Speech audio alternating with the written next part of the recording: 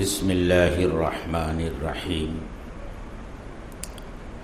الحمد للہ رب العالمین والصلاة والسلام علی سید المرسلین وعلی آلہ واصحابہ اجمعین اما بعد فعن ابی سعید الخدری رضی اللہ تعالی عنہ قال رسول اللہ صلی اللہ علیہ وسلم من اکل طیبا وعمل فی سنت وامن الناس بوائقہ دخل الجنہ فقال رجل یا رسول اللہ ان هذا اليوم لكثير في الناس قال وسيكون في قرون بعدي او كما قال عليه الصلاة والسلام۔ محترم بزرگوں اور دوستوں، اس وقت میں نے ایک حدیث پڑھی ہے جس میں اللہ کے رسول صلی اللہ علیہ وسلم نے جنت میں داخل ہونے کا ایک نسخہ بیان فرمایا ہے۔ اب کون ایمان والا ایسا ہے جس کے دل میں جنت میں جانے کی خواہش نہ ہو؟ ہر ایمان والا یہ چاہتا ہے کہ وہ جنت میں داخل ہو۔ تو اللہ کے رسول صلی اللہ علیہ وسلم نے ایک آسان نسخہ بتا دیا ہے کہ اس نسخے کو استعمال کر لو اور اس پر عمل کر لو تو تمہارا جنت میں جانا یقینی بن جائے گا۔ اور اللہ کے رسول صلی اللہ علیہ وسلم نے اس نسخے میں 3 باتیں ارشاد فرمائی کہ ان 3 باتوں پر عمل کر لو، تمہارا جنت میں جانا یقینی بن جائے گا۔ اور یہ حدیث جو صحابی روایت کرتے ہیں وہ مشہور صحابی حضرت ابو سعید خدری رضی اللہ تعالی عنہ ہیں۔ آپ نے بار بار ان کا نام سنا ہوگا۔ فضائل اعمال کی تعلیم میں بار بار ان کی حدیثیں آتی ہیں اور ان کا نام آتا ہے، حضرت ابو سعید خدری رضی اللہ تعالی عنہ۔ ان کا اصل نام سعد تھا، باپ کا نام مالک تھا اور ماں کا نام ام سلیط تھا۔ باپ بھی صحابی، ماں بھی صحابیہ، اور صرف صحابی اور صحابیہ نہیں، حضرت مالک ابن سنان رضی اللہ تعالی عنہ بھی جلیل القدر صحابی ہے۔ اللہ کے رسول صلی اللہ علیہ وسلم نے جنتی ہونے کی بشارت دی ہے ان کے بارے میں۔ واقعہ یہ ہوا تھا کہ غزوہ احد میں جب اللہ کے رسول صلی اللہ علیہ وسلم پر دشمنوں نے حملہ کیا، آپ کے دندان مبارک شہید ہو گئے۔ دندان مبارک سے مراد داہنی طرف کا یہ سامنے کے جو دانت ہوتے ہیں اس کے داہنی طرف جو نوکیلا دانت ہوتا ہے وہ دانت شہید ہوا تھا، اور شہید اس طرح ہوا تھا کہ پورا دانت نہیں گر گیا تھا، وہ ٹوٹ گیا تھا۔ اور یہ اس شخص کے پتھر مارنے کی وجہ سے ہوا تھا جو حضرت سعد ابن ابی وقاص رضی اللہ تعالی عنہ کا بھائی تھا، عتبہ ابن ابی وقاص، اس کا نام عتبہ تھا۔ اس نے پتھر مارا تھا اللہ کے رسول صلی اللہ علیہ وسلم کے چہرے پر، جس کی وجہ سے آپ کا یہ دانت ٹوٹ گیا تھا۔ حضرت سعد ابن ابی وقاص رضی اللہ تعالی عنہ فرماتے ہیں کہ میری یہ خواہش تھی اور آرزو تھی کہ میں اپنے بھائی کو اپنے ہاتھ سے قتل کروں، لیکن ابھی وہ اپنے بھائی کو قتل نہیں کرنے پائے تھے کہ حضرت حاتب ابن ابی بلتعہ رضی اللہ تعالی عنہ نے اس کی گردن اڑا دی، وہ مارا گیا غزوہ احد ہی کے موقع پر۔ لیکن پھر مورخین لکھتے ہیں کہ اس کی نسل میں اس کے بعد جتنے بچے پیدا ہوئے، ہر بچے کا یہ دانت ٹوٹا ہوا ہوتا تھا پیدائشی طور سے، جس نے اللہ کے رسول صلی اللہ علیہ وسلم کے دندان مبارک کو شہید کیا تھا، تو آپ زخمی ہو گئے تھے۔ یہ لوہے کی ٹوپی جس کو خوت کہا جاتا ہے، چہرے اور سر کی حفاظت کے لیے فوجی پہنا کرتے تھے، اللہ کے رسول صلی اللہ علیہ وسلم نے بھی وہ ٹوپی پہن رکھی تھی۔ دشمنوں نے جب حملہ کیا تو تلوار کی ضرب آپ کی اس آہنی ٹوپی پر اتنی شدید لگی کہ اس کی کڑیاں آپ کے دونوں رخسار میں یہاں گھس گئیں، اور وہ کڑیاں جب نکالی گئیں تو چہرہ زخمی ہو گیا، خون بہنے لگا۔ اس خون کو بہنے سے روکنے کے لیے حضرت مالک ابن سنان رضی اللہ تعالی عنہ نے اللہ کے رسول صلی اللہ علیہ وسلم کے چہرے مبارک پر اپنا منہ لگا کر خون کو چوسا، اور خون کو جب چوسا تو اللہ کے رسول صلی اللہ علیہ وسلم نے ان سے ارشاد فرمایا کہ مالک اس خون کو اگل دو، لیکن حضرت مالک ابن سنان رضی اللہ تعالی عنہ نے فرمایا کہ نہیں، میں اس خون کو اگلوں گا نہیں، وہ پی گئے اس خون کو۔ تو اللہ کے رسول صلی اللہ علیہ وسلم نے ارشاد فرمایا جس کی یہ خواہش ہو کہ وہ کسی جنتی کو دیکھے تو وہ مالک ابن سنان کو دیکھ لے۔ اس کے بعد وہ جنگ میں شریک ہوئے اور شہید ہو گئے۔ اور غزوہ احد کا معرکہ جب ٹھنڈا پڑا اور مکہ کے مشرکین واپس ہو گئے تو 70 صحابہ کرام شہید ہوئے تھے اور بہت سے زخمی تھے۔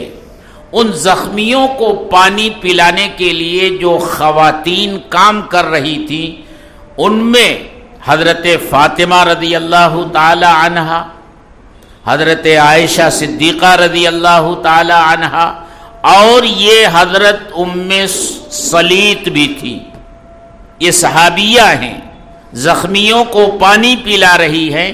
تو یہ سلیط حضرت ابو سعید خدری کی والدہ ہیں، اور مالک ابن سنان جو غزوہ احد میں شہید ہوئے ہیں وہ ان کے والد ہیں۔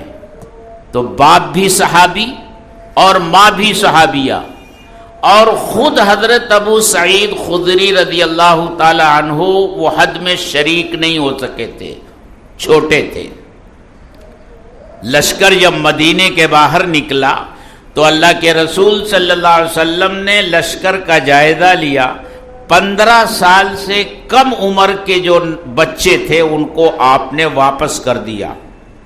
ان میں سے ایک حضرت ابو سعید خدری رضی اللہ تعالی عنہ بھی تھے جو واپس کر دیے گئے اور جنگ احد میں شریک نہیں ہو سکے۔ اسی موقع کا ایک واقعہ ہے کہ ایسے 2 صحابیوں کو شرکت کی اجازت ملی جو 15 سال کے نہیں تھے۔ ایک حضرت رافع ابن خدیج اور ایک حضرت سمرہ ابن جندب۔ رافع ابن خدیج بڑے اچھے تیر انداز تھے، ان کی اس نشانہ بازی کی وجہ سے اللہ کے رسول صلی اللہ علیہ وسلم نے انہیں اجازت دے دی۔ تو حضرت سمرہ ابن جندب رضی اللہ تعالی عنہ نے عرض کیا کہ اے اللہ کے رسول، میں تو اس سے زیادہ طاقتور ہوں، میں اس کو کشتی میں پچھاڑ لیتا ہوں، تو آپ نے اسے اجازت دی ہے تو مجھے بھی غزوے میں شرکت کی اجازت دیجیے۔ یہ حوصلہ دیکھیے اس وقت کے ایمان والوں کا، وہ جانتے ہیں کہ یہ جنگ کوئی آسان جنگ نہیں ہے۔ 300 منافقین واپس جا چکے ہیں، 1000 کی تعداد لے کر اللہ کے رسول صلی اللہ علیہ وسلم مدینے سے نکلے تھے، اس میں سے 300 منافقین واپس ہو چکے ہیں، صرف 700 باقی ہیں، اور مقابلہ 3000 کے لشکر کے ساتھ ہے۔ 700 کا مقابلہ 3000 کے ساتھ ہے۔ بظاہر نتیجہ نظر آ رہا ہے، لیکن ایسی جنگ میں شرکت کی اتنی خواہش کہ فرماتے ہیں اللہ کے رسول مجھے بھی اجازت دے دیجئے۔ آپ نے رافع ابن خدیج کو اجازت دی ہے تو میں تو اس سے زیادہ طاقتور ہوں، میں تو کشتی میں اس کو پچھاڑ لیتا ہوں۔ اللہ کے رسول صلی اللہ علیہ وسلم نے جب یہ خواہش سنی تو مقابلہ کروایا دونوں کا، اور حضرت سمرہ رضی اللہ تعالی عنہ نے حضرت رافع رضی اللہ تعالی عنہ کو کشتی میں پچھاڑ دیا، تو اللہ کے رسول صلی اللہ علیہ وسلم نے انہیں بھی اجازت دے دی۔ صرف یہ 2 صحابی ہیں جو 15 سال کی عمر سے کم تھے اور غزوہ احد میں ان کو شرکت کی اجازت ملی۔ باقی اور جتنے صحابہ کرام تھے اس میں حضرت اسامہ ابن زید بھی تھے، حضرت عبداللہ ابن عمر بھی تھے، اور اس میں حضرت ابو سعید خدری رضی اللہ تعالی عنہم اجمعین بھی تھے۔ ان سب کو اللہ کے رسول صلی اللہ علیہ وسلم نے واپس کر دیا۔ یہ حضرت ابو سعید خدری رضی اللہ تعالی عنہ ہیں جو کم عمر صحابہ میں ان کا شمار ہوتا تھا، لیکن انہوں نے علم حاصل کرنے میں اتنی محنت کی، اتنی مشقت اٹھائی، اتنی جد و جہد کی کہ صحابہ کے درمیان پھر ان کا مقام اور مرتبہ بہت بلند ہوا، کیونکہ علم آدمی کے مقام اور مرتبے کو بلند کرتا ہے۔ پھر آگے چل کر ان کا شمار ان صحابہ کرام میں ہوا جنہوں نے اللہ کے رسول صلی اللہ علیہ وسلم سے 1000 سے زیادہ حدیثیں روایت کی۔ ان صحابہ کو محدثین کی اصطلاح میں مقصرین کہا جاتا ہے، کثرت سے حدیثیں روایت کرنے والے صحابہ، جن میں حضرت ابو ہریرہ رضی اللہ تعالی عنہ سر فہرست ہیں، حضرت عائشہ صدیقہ رضی اللہ تعالی عنہا ہیں، انہی مقصرین صحابہ میں حضرت ابو سعید خدری رضی اللہ تعالی عنہ بھی کثرت سے روایتیں نقل کرتے ہیں۔ بڑی لمبی عمر پائی، 80 سال سے زیادہ کی عمر پائی، مدینے میں انتقال ہوا اور جنت البقیع میں مدفون ہوئے، ان کی قبر وہاں بنی۔ یہ صحابی ہیں حضرت ابو سعید خدری رضی اللہ تعالی عنہ، جو یہ حدیث روایت کرتے ہیں جو میں نے اس وقت آپ حضرات کے سامنے پڑھی ہے۔ ارشاد فرمایا کہ اللہ کے رسول صلی اللہ علیہ وسلم نے ارشاد فرمایا، من اکل طیبا، جس نے حلال کھایا، وعمل فی سنت، اور سنت پر عمل کرتے ہوئے زندگی گزاری، یعنی اپنے ہر معاملے میں اس نے سنت کو دیکھا اور سنت کے مطابق عمل کیا۔ وَأَمِنَ النَّاسُ بَوَائِقَهُ، اور تیسری چیز یہ کہ لوگ اس کے شر سے، اس کی شرارت سے محفوظ رہے۔ حلال کمایا، حلال کھایا، ایک چیز، دوسری چیز کہ ہر موقع پر سنت پر عمل کرنے کا اہتمام کیا، چاہے وہ عبادت کا موقع ہو، چاہے وہ تجارت کا موقع ہو، چاہے وہ ملازمت کا موقع ہو، چاہے وہ معاشرت کا موقع ہو، ہر موقع پر سنت پر عمل کرنے کا اہتمام کیا۔ اور تیسری چیز کہ اس دنیا میں اس طرح زندگی گزاری کہ لوگ اس کے شر سے محفوظ رہے۔ لوگ، یہ نہیں کہا کہ ایمان والے، بلکہ الناس کا لفظ استعمال کیا۔ لوگ اس کے شر سے محفوظ رہے، چاہے اس کا اپنا مذہبی بھائی ہو یا مذہبی بھائی نہ ہو، لوگ اس کے شر سے، اس کی شرارت سے، اس کی دسیسہ کاریوں سے، اس کی فریب کاریوں سے، اس کے دھوکہ دہی سے، اس کے نقصان پہنچانے سے لوگ اس دنیا میں محفوظ رہے۔ تو جس شخص کے اندر یہ تین صفتیں آ گئیں تو اللہ کے رسول نے فرمایا دخل الجنہ، وہ جنت میں داخل ہو گیا۔ موقع تھا یہ کہنے کا کہ وہ جنت میں داخل ہوگا، لیکن آپ بجائے یہ کہنے کی کہ وہ جنت میں داخل ہو گیا، فرماتے ہیں دخل الجنہ، جنت میں سمجھو داخل ہو گیا، یعنی اس کا جنت میں داخل ہونا یقینی ہو گیا، وہ یقینی طور سے جنت میں داخل ہوگا۔ وہ زمانہ تو ایسا زمانہ تھا جس میں خیر غالب تھا، شر مغلوب تھا۔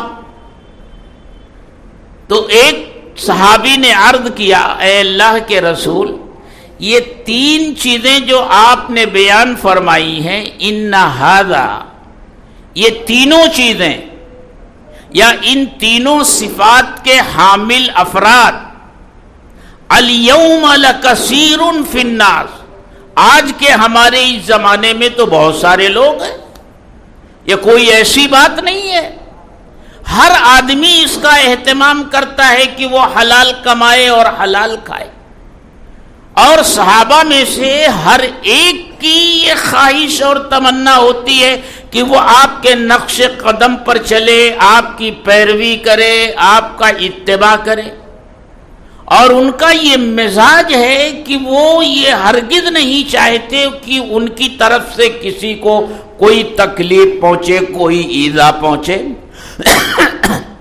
تو ایسے لوگ تو اس زمانے میں بہت ہیں، آگے کیا ہوگا؟ تو اللہ کے رسول صلی اللہ علیہ وسلم نے ارشاد فرمایا وَسَيَكُونُ فِي قُرُونٍ بَعْدِي، ایسے لوگ میرے بعد آنے والے زمانوں میں بھی ہوں گے۔ ایسا نہیں ہوگا کہ تمہارے بعد یہ دنیا ایسے لوگوں کے وجود سے خالی ہو جائے گی، تمہارے بعد بھی ایسے لوگ اس دنیا میں رہیں گے جو ان تینوں صفات کو حاصل کرنے کی کوشش کریں گے اور اس پر عمل کریں گے۔ یہ اور بات ہے کہ وہ کم ہوں گے، جتنے اس زمانے میں ہیں بعد کے آنے والے زمانوں میں ان کی تعداد ان کے مقابلے میں اس زمانے کے مقابلے میں کم ہوگی، لیکن میری امت ایسے افراد سے خالی نہیں ہوگی۔ تو میرے دوستو، اس حدیث میں تین باتیں ارشاد فرمائی۔ پہلی بات کیا ارشاد فرمائی؟ من اکل طیبا، جو حلال کھائے، اور ظاہر سی بات ہے حلال کب کھائے گا؟ جب حلال کمائے گا، حلال کمائے گا تو حلال کھائے گا، اور اگر حلال کمائے گا نہیں تو حلال کھائے گا کہاں سے؟ کمائی ہی اگر حلال نہیں ہوگی تو حلال کھائے گا کہاں سے؟ تو حلال کھانے کے لیے ضروری یہ ہے کہ آدمی پہلے حلال کمائے، کمائی کا جو ذریعہ ہے وہ حلال ذریعہ ہو، اور اس حلال ذریعے میں بھی حلال طریقے سے کمائے، تب وہ حلال کھائے گا۔ اور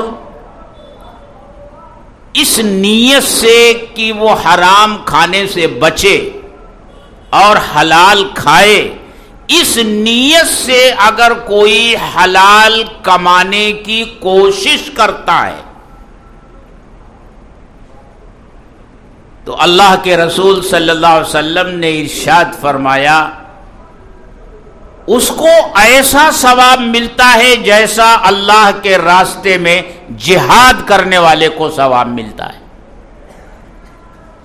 آپ غور کیجئے، آدمی اپنی ضرورت پوری کرنے کے لیے، اپنے اہل و عیال کی ضرورت پوری کرنے کے لیے، اپنے گھر والوں کی ضرورت پوری کرنے کے لیے حلال کمانے کی کوشش کرتا ہے، اپنے لیے کوشش کرتا ہے، اپنے گھر والوں کے لیے کوشش کرتا ہے، اپنے اہل و عیال کے لیے کوشش کرتا ہے، لیکن نیت یہ ہے کہ وہ حرام سے بچ سکے، کیونکہ اللہ نے حرام سے بچنے کا حکم دیا ہے۔ تو اس جذبے کی قدر اللہ کے ہاں اتنی ہے کہ جو اجر و ثواب اللہ کے راستے میں جہاد کرنے والے کو اللہ عطا فرماتے ہیں، جو اجر و ثواب فی سبیل اللہ میں ہوتا ہے، وہی اجر و ثواب اللہ تبارک و تعالی حلال کمانے والے کو بھی دیتا ہے۔ اسی لیے اللہ کے رسول صلی اللہ علیہ وسلم نے ارشاد فرمایا کسب الحلال فریضۃ بعد الفریضہ، بنیادی فرائض نماز، روزہ، حج، زکوٰۃ، یہ بنیادی فرائض، ان کے بعد ایک اہم فریضہ حلال روزی تلاش کرنا ہے، حلال کمانا ہے۔ یہ کسب حلال ایک اہم فریضہ ہے۔ اور اللہ کے رسول صلی اللہ علیہ وسلم نے ارشاد فرمایا ان اللہ طیب لا یقبل الا طیبا، اللہ تعالیٰ پاک ہیں، وہ پاک چیز کو ہی قبول فرماتے ہیں۔ کیا مطلب؟ حلال کمائی سے اگر اللہ کا بندہ اللہ کے راستے میں خرچ کرتا ہے تو اللہ اسے ہی قبول فرماتے ہیں۔ حرام کمائی کا مال آدمی اگر خرچ کرتا ہے، وہ چاہے جتنا خرچ کرے، اللہ اسے قبول نہیں فرماتے۔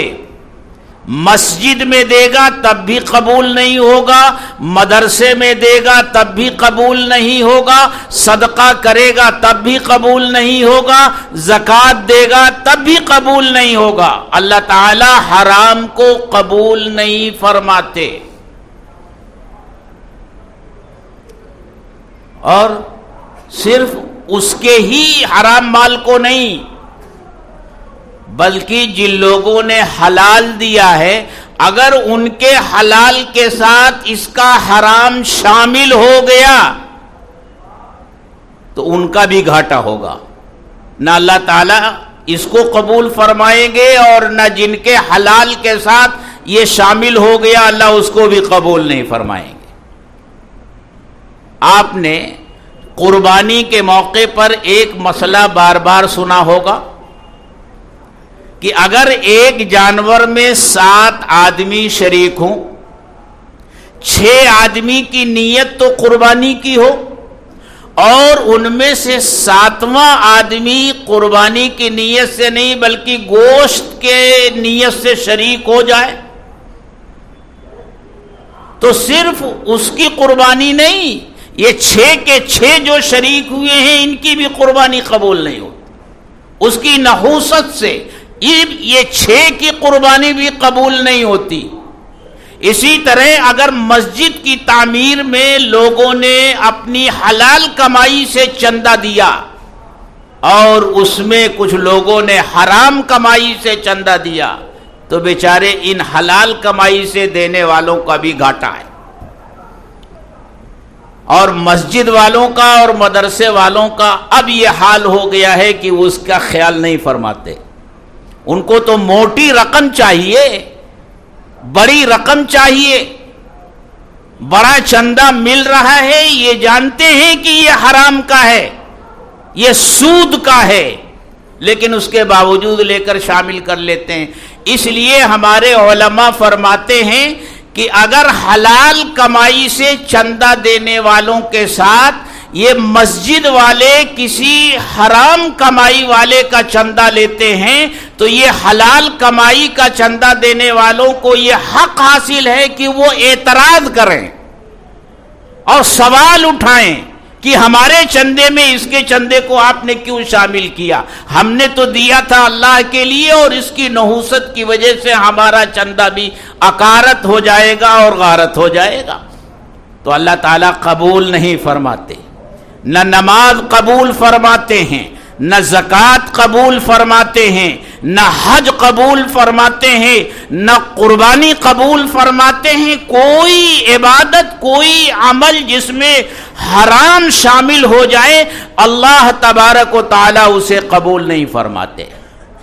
ایک حدیث میں آتا ہے اگر کسی شخص نے 10 درہم میں، اور بعض روایتوں میں 40 درہم کا ذکر ہے، کہ کوئی کپڑا بنایا اور ان درہموں میں سے 1 درہم یہ حرام کمائی کا ہے، تو اس کپڑے کو پہن کر جتنی نمازیں پڑھے گا کوئی نماز قبول نہیں ہوگی، کوئی نماز قبول نہیں ہوگی۔ حرام کے مال سے حج کرتا ہے، حج قبول نہیں ہوگا۔ حرام کے مال سے زکوٰۃ دیتا ہے، صدقہ کرتا ہے، قبول نہیں ہوگا۔ دن بھر بھوکا پیاسا اللہ کے نام پر رہا، روزہ رکھا اور افطار حرام مال سے کر لیا تو وہ روزہ قبول نہیں ہوتا۔ اتنی اہمیت ہے حلال کی شریعت میں کہ ایک مومن کی زندگی کبھی صحیح راستے پر آ ہی نہیں سکتی حلال روزی کے بغیر۔ حرام شامل ہو گیا تو سب بگڑ جاتا ہے، اخلاق بگڑ جاتے ہیں، عادات بگڑ جاتے ہیں، مزاج بدل جاتے ہیں، معاشرہ بگڑ جاتا ہے، عبادتیں قبول نہیں ہوتی حرام کی وجہ سے۔ اسی لیے اللہ کے رسول صلی اللہ علیہ وسلم اس کا کتنا اہتمام فرماتے تھے۔ ایک مرتبہ اللہ کے رسول صلی اللہ علیہ وسلم گھر میں تشریف لائے تو کھجور کا ایک دانہ پڑا ہوا تھا۔ آپ نے اس نیت سے کہ وہ ضائع نہ ہو جائے اٹھا کر کھا لیا۔ جب آپ بستر پر لیٹے تو یہ خیال آیا کہ یہ کھجور کا ایک دانہ کیسا تھا، جبکہ یہ یقین ہے کہ اللہ کے رسول صلی اللہ علیہ وسلم کے گھر میں حرام کا کوئی لقمہ نہیں آ سکتا، لیکن آپ کے دل میں یہ خیال آیا کہ یہ کھجور کیسا تھا، کہیں صدقے وغیرہ کا تو نہیں تھا۔ پوری رات بستر پر کروٹیں بدلتے رہے، پوری رات بستر پر کروٹیں بدلتے رہے، اور جب آپ سے پوچھا گیا کہ آپ کی بے چینی کی وجہ کیا ہے تو آپ نے ارشاد فرمایا یہ کھجور کھا لیا تھا، پتہ نہیں وہ کھجور کیسا تھا۔ یہ اہتمام دیکھیے اللہ کے رسول صلی اللہ علیہ وسلم کا۔ اور ایک موقع پر تو آپ کے ایک نواسے نے ایک کھجور اٹھا کر کے اپنے منہ میں رکھ لی، وہ بھی ایسے پڑی ہوئی تھی، انہوں نے منہ میں کھجور ڈالی اور آپ نے اپنی انگلی ان کے منہ میں ڈال دی اور ارشاد فرمایا بیٹا یہ کھجور اگل دو، چھوٹا بچہ ہے۔ یہ وہ نواسے ہیں جنہیں آپ اپنے کندھے پر بیٹھا کر جمعہ کے دن منبر پر کھڑے ہو کر کے خطبہ دیا کرتے تھے۔ آپ خطبہ دے رہے ہوتے تھے اور دیکھتے تھے کہ یہ نواسے چلے آ رہے ہیں، منبر سے اتر کر آپ ان نواسوں کو اپنی گود میں اٹھا لیتے تھے۔ آپ یہ فرماتے تھے کہ اے اللہ میں ان سے محبت کرتا ہوں، تو بھی ان سے محبت کر اور ان سے بھی محبت کر جو ان سے محبت کرتے ہیں۔ آپ نے فرمایا میرے یہ دونوں نواسے جنت کے 2 پھول ہیں۔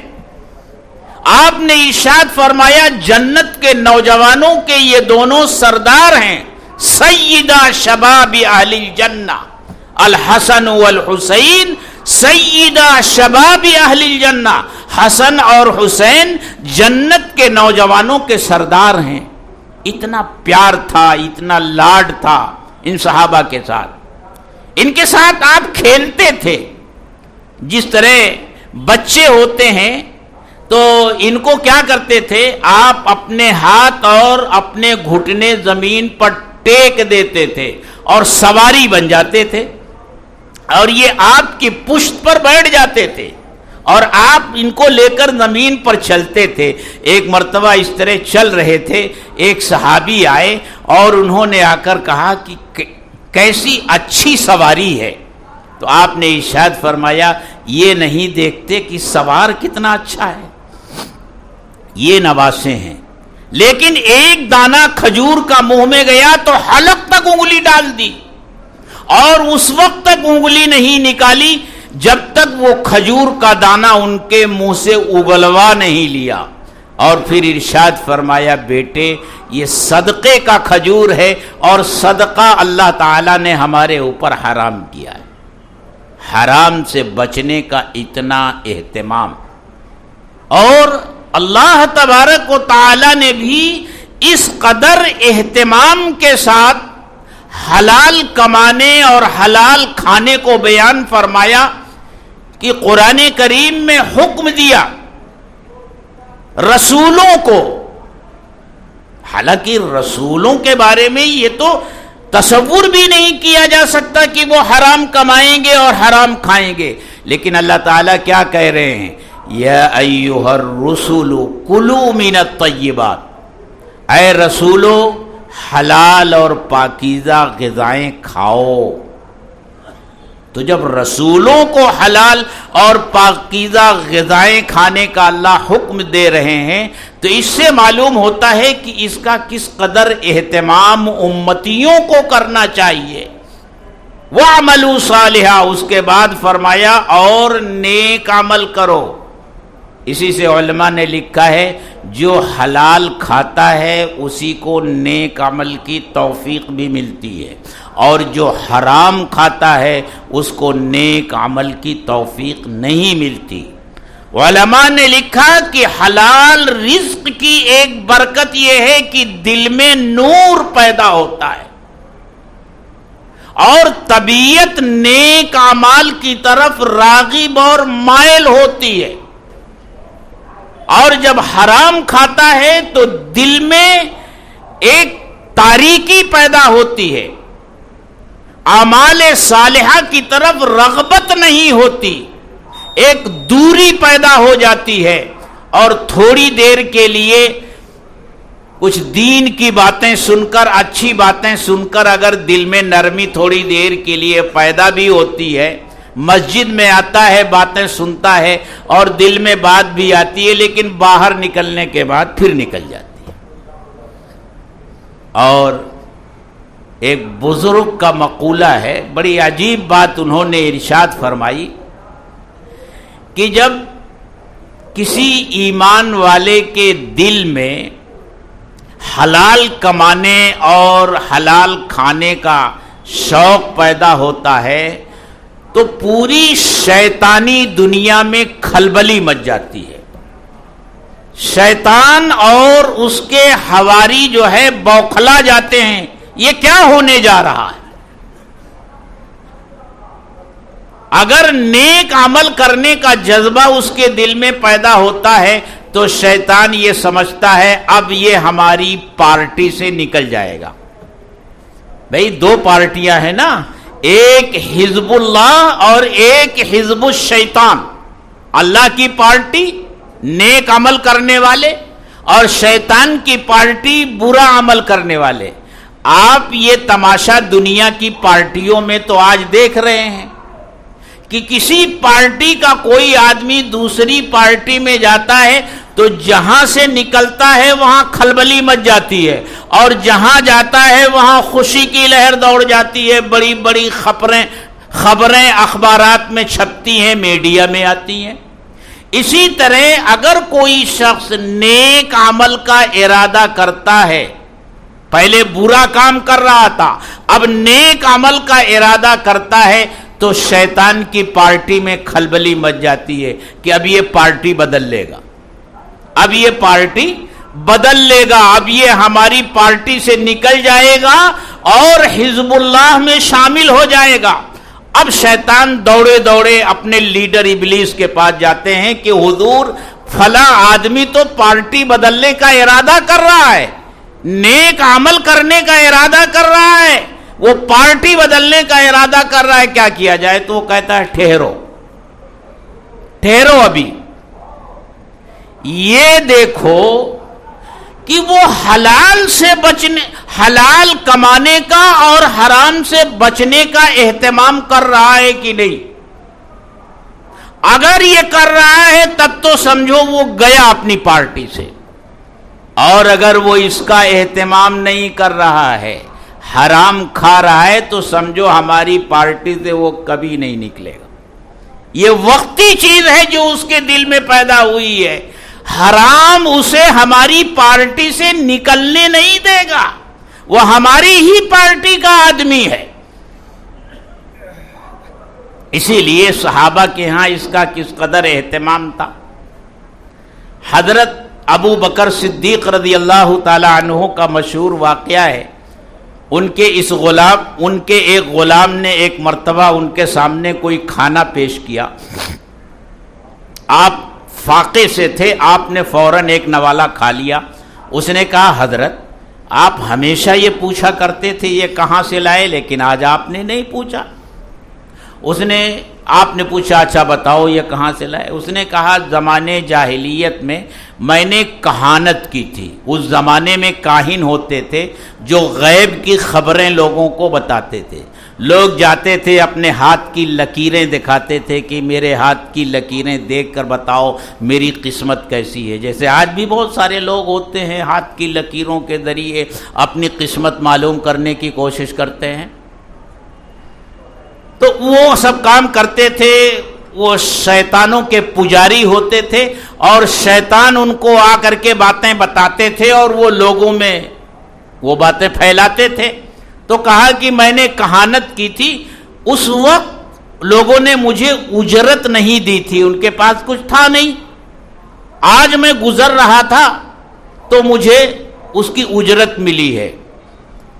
آپ نے کہا کہ یہ تو حرام ہے، اور پھر اسی وقت اپنے حلق میں انگلی ڈال کر قے کرنے کی کوشش کی، لیکن کئی دنوں کا فاقہ تھا، ایک نوالہ کھایا تھا، وہ کیسے نکلتا؟ لوگوں نے بتایا حضرت آپ پانی پیجئے اور پھر قے کیجئے۔ آپ نے پانی پی پی کر قے فرمائی اور وہ لقمہ اپنے پیٹ سے نکالا اور ارشاد فرمایا اگر میری جان کے ساتھ یہ نکلتا، یعنی اس کے نکالنے کے ساتھ ساتھ میری جان بھی چلی جاتی تو میں اسے ضرور نکالتا، کیونکہ میں نے اللہ کے رسول صلی اللہ علیہ وسلم کو یہ ارشاد فرماتے ہوئے سنا ہے کہ جسم کا جو حصہ حرام مال سے پرورش پائے اس کے لیے جہنم کی آگ زیادہ مناسب ہے۔ اسی طرح کے واقعہ حضرت عمر فاروق رضی اللہ تعالی عنہ کو پیش آیا، صدقے کے اونٹ کا دودھ ان کے سامنے پیش کیا گیا اور انہوں نے نوش فرما لیا، لیکن نوش کرتے ہی ان کو ذائقہ کچھ عجیب سا محسوس ہوا۔ کہتے ہیں جو لوگ حلال کا اہتمام کرتے ہیں اللہ کے لیے، ان کی طبیعت حلال بن جاتا ہے، پھر حرام کو ان کا مزاج قبول ہی نہیں کرتا۔ تو پوچھا بھئی یہ دودھ کا ذائقہ تو بڑا عجیب سا ہے، کیسا دودھ؟ بتایا گیا وہ صدقے کے اونٹوں کا دودھ نکالا جا رہا ہے، یہ وہ ہے۔ آپ نے فرمایا صدقے کے اونٹ کا دودھ؟ آپ نے فوراً اپنی حلق میں انگلی ڈال کر اس کو قے فرمایا، اس قدر اہتمام تھا۔ اور حجاج بن یوسف ثقفی کا واقعہ تو مشہور ہے، جب اسے بصرہ کا گورنر بنایا گیا، کوفہ کا گورنر بنایا گیا اور یہاں آیا تو لوگوں نے بتایا کہ یہاں ایسے لوگوں کی ایک جماعت ہے جنہیں مستجاب الدعوات کہا جاتا ہے، وہ جو بھی دعا کرتے ہیں اللہ قبول کرتا ہے، اگر تمہارے بارے میں انہوں نے کوئی بد دعا دے دے گی تو تم یہاں رک نہیں سکو گے. تو اس نے کہا اچھا ٹھیک ہے. پھر اس نے دعوت کا اہتمام کیا اور خاص طور سے ان لوگوں کو بلایا، اور جب وہ کھانا کھا کر فارغ ہو گئے تو اس نے کہا اب میں ان کی دعا بد دعا سے محفوظ ہو گیا، کیونکہ حرام غذا ان کے پیٹ میں چلی گئی. اللہ تعالیٰ دعا بھی قبول نہیں کرتے حرام سے. یہ اتنی اہم چیز ہے، لیکن آج ہمارے ہاں حال کیا ہے؟ ہم میں سے ہر ایک کا، میں ہوں آپ ہوں کوئی بھی ہو، ہر ایک کا حال یہ ہے، ہائے مال ہائے مال ہائے مال ہائے مال. مال آنا چاہیے، زیادہ سے زیادہ آنا چاہیے. اس کی کوئی فکر اور پرواہ نہیں ہے کہ وہ حلال راستے سے آ رہا ہے یا حرام راستے سے آ رہا ہے. میری تجارت بڑھنی چاہیے، اس کے لیے بینک سے لون لینا پڑے تو کوئی حرج نہیں. لون لے کر کے دکان میں مال بھرنا پڑے کوئی مضائقہ نہیں. اچھے اچھے لوگ سود کا لین دین کر رہے ہیں. ہمارے یہاں کے اچھے اچھے نمازی پرہیزگار سمجھے جانے والے لوگ، نمازوں کی پابندی کرنے والے لوگ، وہ بھی سودی کاروبار میں مبتلا ہیں اور ملوث ہیں. اور سود کے 70 درجے ہیں. ان میں سے سب سے ادنا اور کمتر درجہ گناہ کے اعتبار سے ایسا ہے جیسے کوئی شخص اپنی ماں کے ساتھ زنا کرے. لیکن آج اس کا کوئی اہتمام ہے؟ جھوٹ بول کر تجارت کرنا، دھوکہ دے کر تجارت کرنا، خراب مال کو اچھا مال بتا کر بیچنا، جھوٹ بول بول کر کے تجارت کرنا، کیا آج ہمارا یہ طریقہ دکانوں پر بیٹھ کر نہیں بن گیا ہے؟ جس امام کے ہم پیروکار ہیں، حضرت امام ابو حنیفہ رحمت اللہ علیہ، ان کے ایک شریک تجارت تھے، دونوں نے ایک ساتھ سرمایہ لگایا تھا. تو کچھ کپڑے آئے، بہت بڑے تاجر تھے امام صاحب، بہت بڑی مقدار میں کپڑا آیا. ان کپڑوں میں ایک تھان جو ہے ایسا تھا جس میں کچھ عیب تھا. حضرت امام صاحب نے ان سے فرمایا، جن کا نام حفص تھا، ان سے فرمایا دیکھو حفص، یہ ایک تھان عیب دار ہے، جب بیچنا تو اس کا عیب بتا کر کے بیچنا. اب وہ کوئی بڑا گراہک آیا، سارے کپڑے اس نے خرید لیے اور یہ بھول گئے اس عیب دار تھان کے عیب کو بتانا. جان بوجھ کر ایسا نہیں کیا، بھول گئے. 40,000 درہم کا سرمایہ، اور 40,000 درہم جانتے ہیں اس دور میں کتنا چاندی کا وزن ہوا؟ 62 کلو چاندی. اتنا بڑا سرمایہ. امام صاحب نے ان سے پوچھا کہ وہ عیبدار جو تھان تھا اس کو کیا کیا؟ تو کہا حضرت بتانا بھول گیا. اچھا کس کے ہاتھ بیچا وہ؟ حضرت وہ بھی معلوم نہیں، بہت تلاش کیا نہیں ملا. وہ پوری رقم حضرت امام ابو حنیفہ رحمت اللہ علیہ نے صدقہ کر دی. حرام نہیں آنا چاہیے. اور اسی دن حضرت حفص سے کہا اب ہمارا تمہارا یہ ساجھی کا کاروبار نہیں چل سکتا، تم احتیاط نہیں کرتے ہو.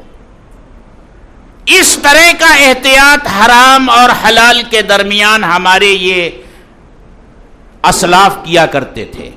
اور آج ہمارا حال کیا ہے میرے دوستو؟ آج جہاں دیکھو وہاں حالات حاضرہ پر پروگرام ہو رہے ہیں. حالات حاضرہ کا مطلب یہی نہیں ہے کہ باہر سے ہمارے اوپر جو مظالم ہو رہے ہیں، ہمارے اندرونی اور ہمارے داخلی معاملات میں جو دخل دینے کی کوشش ہو رہی ہے، حالات کا یہ بھی تو مطلب ہے ہمارے اپنے حالات کیا ہو گئے، ہمارے اپنے داخلی معاملات کتنے بگڑ گئے، ہم کہاں تھے کہاں پہنچ گئے۔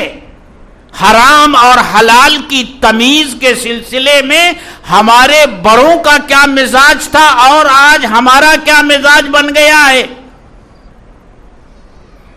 اس لیے میرے دوستو، پہلی بات ارشاد فرمائی من اکل طیبا، جس نے حلال کھایا۔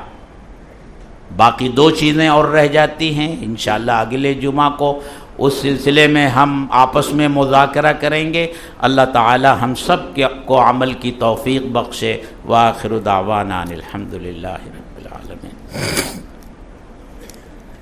یہ ایک درخواست ہے دعا کی، خورشید بانو کی طبیعت خراب ہے، دعا کی درخواست ہے۔